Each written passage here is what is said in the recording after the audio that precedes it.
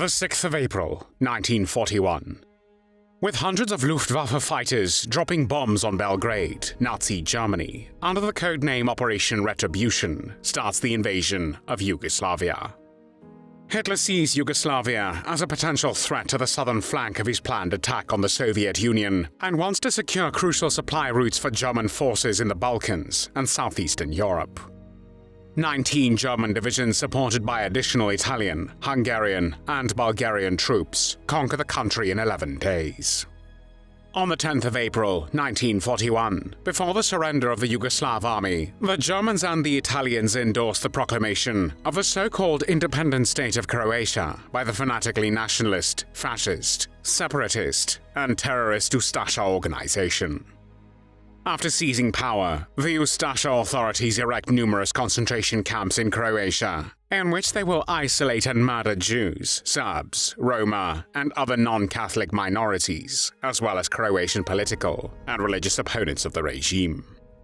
The largest of these camps, Jasenovac, will become the third largest concentration camp in Europe, notorious for its barbaric practices and the large number of victims. Its commandant becomes Ljubo Miloš. Ljubo Miloš was born on the 25th of February 1919 in Bosanski Šamac, then Kingdom of Serbs, Croats and Slovenes. On the 3rd of October 1929, the official name of the state was changed to the Kingdom of Yugoslavia by King Alexander I. Ljubo Miloš attended primary school in Orašja and Bosanski Brod, and finished secondary school in Subotica, where he stayed and worked as a municipal clerk. The Second World War began on the 1st of September 1939 when Nazi Germany invaded Poland. The invasion of Yugoslavia, involving German, Italian, Hungarian, and Bulgarian military units, commenced on the 6th of April 1941. 4 days later, on the 10th of April, the Germans and the Italians endorsed the proclamation of the so-called Independent State of Croatia by the fanatically nationalist, fascist, separatist, and terrorist Ustaša organization, whose members fiercely hated Serbs, Jews, communists, and non-Catholics. The Ustaša leadership instituted a reign of chaotic terror so extensive that German and Italian troops essentially had to administer the countryside. In rural areas, Croatian military units and Ustaša militia burned down entire Serbian villages and murdered the inhabitants, frequently torturing men and raping women. In June 1941, Ljubo Miloš arrived in Zagreb and met with his first cousin Ustaša commander, Vjekoslav Luburić, who headed the system of concentration camps in the independent state of Croatia. Luburić made Miloš his right-hand man and used his influence to get his cousin a position within the Ustaša Supervisory Service, or the UNS, which ran the Jasenovac concentration camp. In October 1941, Miloš was named Jasenovac camp commander and promoted to the rank of first lieutenant. Conditions in the Jasenovac camp were horrendous. Prisoners received minimal food, shelter and sanitary facilities were totally inadequate. Worse still, the guards cruelly tortured, terrorized, and murdered prisoners at will. Jasenovac contributed to the Nazi final solution to the Jewish question, the killing of Roma people and the elimination of political opponents. But its most significant purpose for the Ustaša was as a means to achieve the destruction of Serbs inside the independent state of Croatia. The Croat authorities murdered between 320 and 340,000 ethnic Serb residents of Croatia and Bosnia during the period of Ustaša rule. More than 30,000 Croatian Jews were killed in either Croatia or at Auschwitz-Birkenau. At Jasenovac, Miloš competed with the other commanding officers to see who could torture and kill the most inmates. A witness reported that on one occasion, Miloš stabbed a man twice with a big knife due to the man hiding money. Another time, Miloš took 25 prisoners from a line, grabbed a rifle, and shot all of them. Ljubo Miloš was often dressed in a white robe and pretended to be a doctor in front of sick inmates. He would sometimes take those applying to be hospitalized, line them up against a wall, and slit their throats with a slaughtering knife that became known as Srbosjek, meaning Serb cutter. Dragan Roller, who was a member of the Yugoslav Communist Youth Movement, spent 3 years in Jasenovac and witnessed how Milos slit an inmate's throat for eating leftovers out of a garbage bin. In November and December 1941, mass execution at Jasenovac began, when during 2 months, 2 or 3 groups of Serbs were liquidated.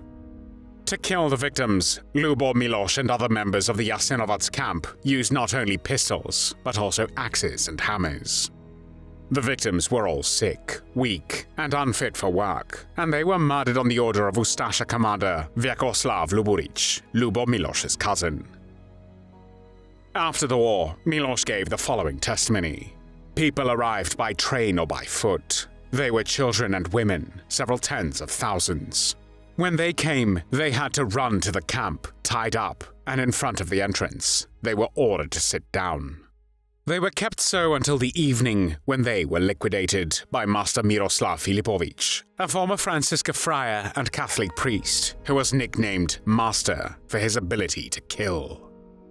The massacres took place mostly at night. I remember that several times during the day, groups consisting of over 500 internees were killed. Nighttime killings reached the figure of over 1,500. The inflow of interned prisoners was increasing, several times a week and even daily. Because the transports of people sent for liquidation were not recorded in books or anywhere else, it is impossible to know the number of eliminated people. However, this number was huge. After the war, Milan Flumiani, a Jasenovac survivor, recalled, "As soon as the 17 of us arrived at Jasenovac, Ustaša beat us with rifle butts and took us to the brick factory, where Ljubo Miloš had already lined up 2 groups, while we arrived as a special 3rd group. A guard named Maricic asked Ljubo Miloš, 'Who should I aim at first?' And Miloš replied, 'Where there's more of them.' And both of them pointed automatic rifles at the 40 men from the first 2 groups and shot them all. After that, he asked the first man from our group why he came here, and when that man replied that he was guilty of being born a Serb, he shot him on the spot. Then he picked out a lawyer from Zagreb named Laufer and asked him what he was, and when he replied, Milos called him out like this, 'I like lawyers very much, come closer,' and killed him right away."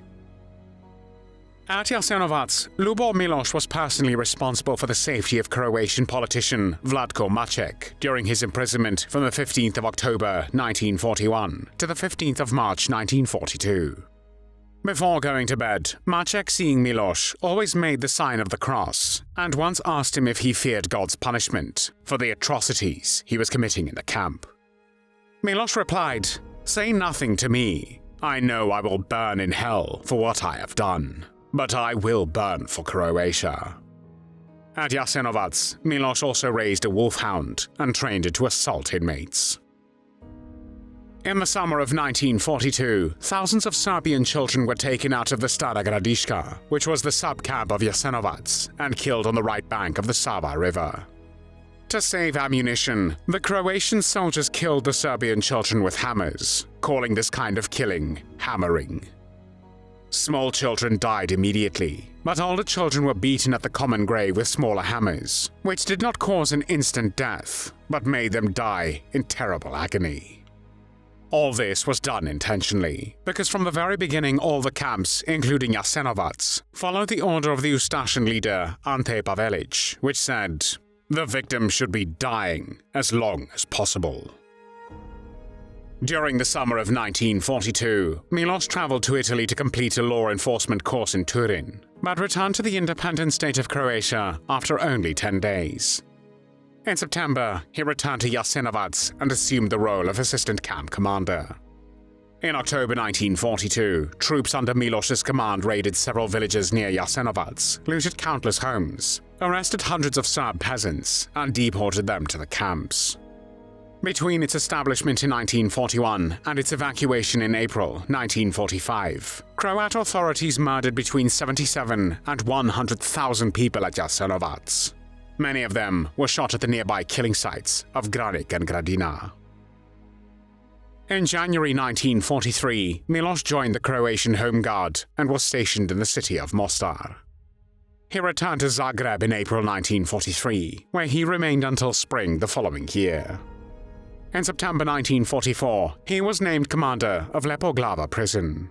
A witness, Danon Jakob, reported on the killing of newly arriving prisoners on Christmas Day, saying, "They were pushed towards Ljubo Miloš with a bayonet. Their hands were tied behind their backs. Each and every one of them Miloš stabbed with a strong swing of a large butcher knife and slit their throats."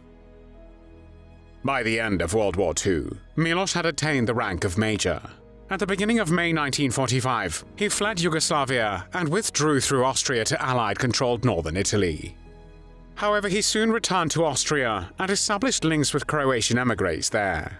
In 1947, he illegally crossed the Yugoslav-Hungarian border with the intention of infiltrating Croatia with anti-communist guerrillas, known as Grižari, meaning crusaders. The plan for an anti-communist uprising, however, did not work out. On the 20th of July 1947, Ljubo Miloš was arrested by Yugoslav authorities and charged with war crimes. During his trial, which started in 1948, Miloš confessed to killing Jasenovac inmates and testified that the Ustaša had drawn up plans for the extermination of Serbs long before 1941. On the 20th of August 1948, the Supreme Court of the People's Republic of Croatia found Ljubo Miloš guilty on all counts and sentenced him to death. Miloš, one of the worst Ustaša murderers, was 29 years old when he was hanged in Zagreb the same day. There were no tears shed for Ljubo Miloš.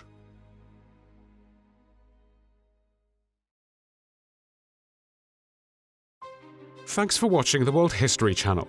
Be sure to like and subscribe, and click the bell notification icon so you don't miss our next episodes. We thank you, and we'll see you next time on the channel.